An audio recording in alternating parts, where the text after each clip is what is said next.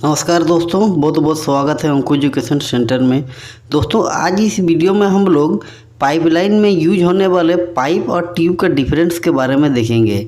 Pipe और tube का difference क्या होता है, इसको ज़्यादातर इंटरव्यू में पूछ लिया जाता है, जबकि जानकारी के अभाव में आदमी इसका आंसर नहीं दे पाता है। तो चलिए आज हम लोग पाइप और ट्यूब का डिफरेंस को जानते हैं।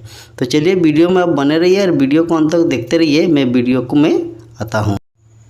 तो दोस्तों अगर आप एक पाइप फिटर हैं या फॉरमैन हैं या मान लीजिए आप अगर एक इंजीनियर ही हैं, तो आपसे ये क्वेश्चन पूछ लिया जा सकता है इंटरव्यू में कि पाइप और ट्यूब में बेसिक डिफरेंस क्या है, ये आप बताइए।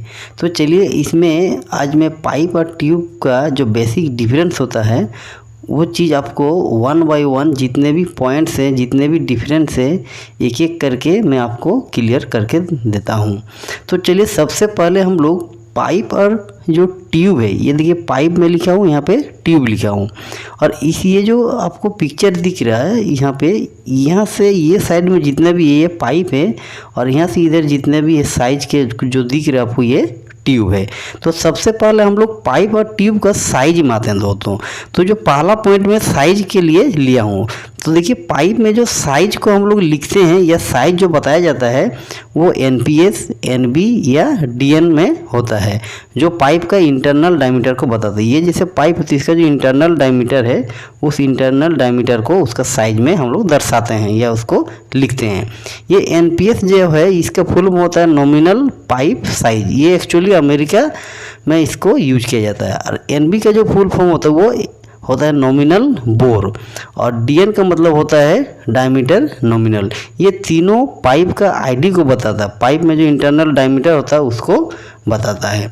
अब आते हैं ट्यूब में। दोस्तों ट्यूब में जो साइज को हम लोग लिखते हैं या साइज को जो दर्शाया जाता है वो उसका OD के हिसाब से दर्शाया जाता है, और उसको हम लोग mm में या इंच में लिखते हैं। अगर कहीं आपको कोई बोल देता है कि 1 इंच का ट्यूब या 25 mm का ट्यूब, इसका मतलब वो उस ट्यूब का OD को बता रहा, मतलब उसका जो OD है, आउटर डायमीटर है, बाहर से बाहर तक जो हम मेजरमेंट लेंगे बाहर से बाहर तक, वही उसका OD कहलाता है, और उसी को उसका ट्यूब का साइज के रूप में हम लोग लिखते हैं। तो पाइप में जो साइज होता है वो उसके इंटरनल डायमीटर ID को बताता है, और ट्यूब में जो साइज अगर बोलता है तो उसका डायरेक्ट OD को ही बताता है। नेक्स्ट जो है हम लोग देखेंगे उसका थिकनेस। ये जो थिकनेस आपको दिख रहा है पाइप और ट्यूब में, वो थिकनेस को हम लोग कैसे लिखते हैं। दोस्तों जो पाइप है, पाइप का जो थिकनेस है वो उसको शेड्यूल नंबर के हिसाब से होता है। शेड्यूल नंबर जैसे 40, 60, 80, 160 इस टाइप से आता है, वो शेड्यूल नंबर में ही उसका कितना थिकनेस होना चाहिए वॉल का, वो थिकनेस उसमें लिखा रहता है। तो पाइप का जो भी वॉल थिकनेस होता है वो उसका शेड्यूल के हिसाब से आता है। और जो ट्यूब है दोस्तों, ट्यूब का जो वॉल थिकनेस है उसको हम लोग mm या इंचेस में डायरेक्ट उसको दर्शाते हैं, डायरेक्ट उसको लिख लेते हैं। जितना होगा उसको मेजरमेंट करके लिख लेते हैं कि इतना mm या इतना इंच का उसका ट्यूब का थिकनेस है। ये 2 पॉइंट क्लियर हुआ। अब जो तीसरा पॉइंट है दोस्तों वो बता रहा है कि पाइप का OD को हम कैसे दिखाएंगे या ट्यूब का OD को कैसे दिखाएंगे। तो मैं बता रहा हूँ जो ये पाइप होता है, पाइप का जो भी OD आता है वो एक्चुअली 12 इंच का पाइप तक, यानी कि 300 mm डाया तक का पाइप तक में उसका जो OD होता है वो उसका ID से हमेशा लार्जर होता है, हमेशा बड़ा होता है। और 12 इंच से जो ऊपर का जितना भी पाइप आता है वो उसका ID और OD के बराबर हो जाता है। जबकि दोस्तों जो ट्यूब है, ट्यूब का जो OD होता है वो उसका साइज के बराबर होता है, मतलब size is equal to OD। उसका जो OD है वही उसका साइज को बताता है। जैसे अगर कोई बोल दिया कि 1 इंच का अगर ट्यूब है तो 1 इंच का ट्यूब मतलब उसका OD 1 इंच का हुआ, और OD ही उसका साइज को भी बता रहा है। जैसे मैं पहला पॉइंट में आपको बताया था, तो ट्यूब में साइज या उसका OD अगर बोला जाए तो दोनों सेम होता है, जबकि पाइप में ID अलग होता है, मतलब साइज अलग होता है, और उसका OD अलग होता है 12 इंच के पाइप तक। और 12 इंच से ऊपर के जितने पाइप होंगे उसमें OD और ID दोनों सेम होगा।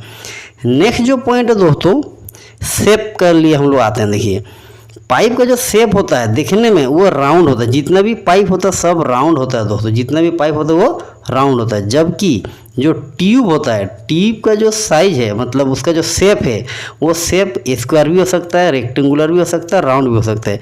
जैसे ये स्क्वायर साइज में है, चारों बराबर है, ये रेक्टेंगुलर साइज में है और ये राउंड साइज में है। तो ट्यूब का जो भी शेप होता है वो स्क्वायर भी हो सकता है, रेक्टेंगुलर भी हो सकता है और अब राउंड भी हो सकता है, जबकि पाइप का जो शेप है वो हमेशा राउंड ही होता है। अब चलिए 5वां नंबर पॉइंट पाते हैं। तो चलिए इसको थोड़ा मैं सजा लेता हूँ। आगे कर लिया, यहाँ पर रख लिया, ठीक है, ओके। अब देखिए ये जो 5वां नंबर पॉइंट है, 5वां नंबर पॉइंट को हम लोग अभी क्लियर करते हैं। चलिए, तो देखिए ये जो 5वां नंबर पॉइंट है बोल रहा है कि पाइप, इधर पाइप था, इधर ट्यूब था। इसको याद रखिएगा, नहीं तो फिर भूल जाइएगा। आप भूल जाइएगा तो फिर बड़ा दिक्कत होगा इंटरव्यू में, बता नहीं पाओगे, सीधा इंटरव्यू से बाहर, नौकरी ख़त्म। तो देखिए ये जो 5वां पॉइंट ये होता है मोर स्ट्रेंथ।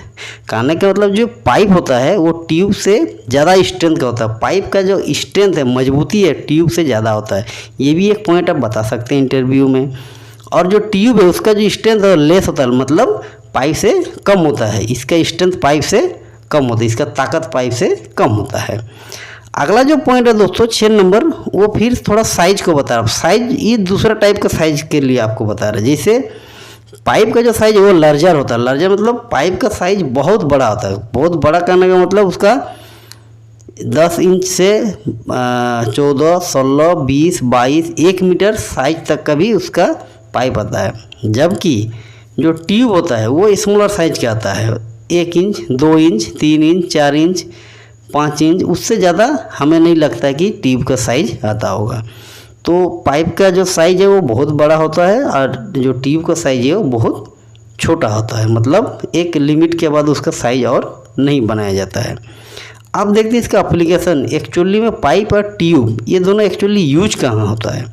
तो देखिए जो पाइप है, पाइप का use actually process and utility line होता है। कहने का मतलब जितने भी इंडस्ट्री में प्रोसेस लाइन होता है, मतलब कुछ ना कुछ प्रोडक्शन लाइन होता है, उसमें जो भी पाइप यूज किया जाता है वो पाइप होता है।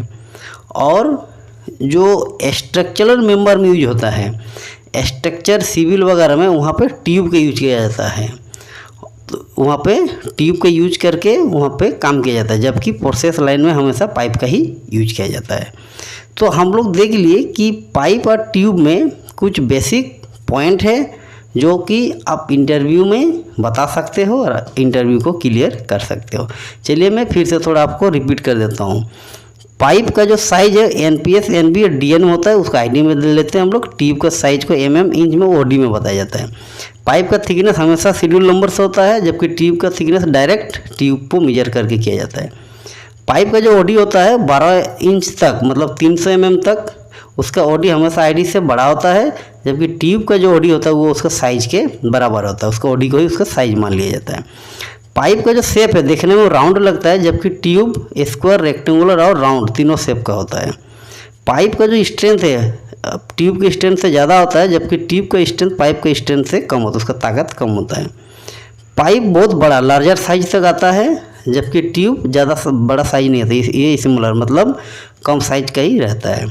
पाइप को हमेशा प्रोसेस या यूटिलिटी लाइन में यूज किया जाता है, जबकि ट्यूब को हमेशा स्ट्रक्चरल मेंबर मतलब सिविल वगैरह में इसको यूज किया जाता है। तो दोस्तों देखिए हम लोग पाइप और ट्यूब में जो बेसिक डिफरेंस है उसको आप देख लिए, जान लिए, और आप किसी भी इंटरव्यू में इसके डिफरेंस को बता के आप इंटरव्यू क्लियर कर सकते हो। तो चलिए वीडियो कैसा लगा कमेंट में लिखिए, और चैनल को अगर सब्सक्राइब नहीं किए तो सब्सक्राइब भी कर दीजिए, ताकि इस टाइप का जो भी मेरा वीडियो आता है उसका नोटिफिकेशन सबसे पहले आप तक पहुँच सके। धन्यवाद।